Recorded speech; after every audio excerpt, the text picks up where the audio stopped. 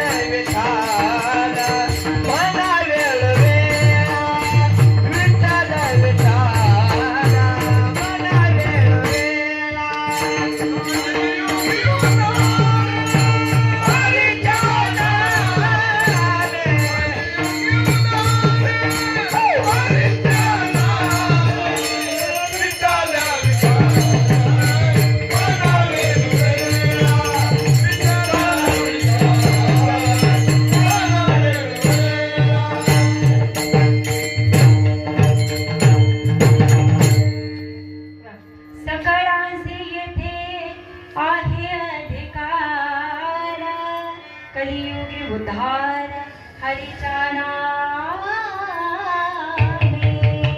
तुम्ही आम्ही कलियुगामध्ये राहतोय. कलियुगामधला सगळ्यात सोपा मार्ग हा आपण मगाशी तासभर झाला ऐकतोय. नामस्मरणाशिवाय पर्याय नाही हे मी सांगत नाही, साधू संत सांगून जातात.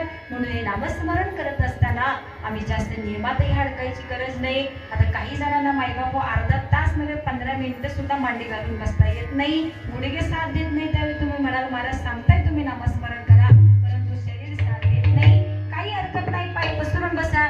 बघायच्या पासून मी सांगते महिला वर्ग पुढं सरा पुढं सरा पुढं सरा.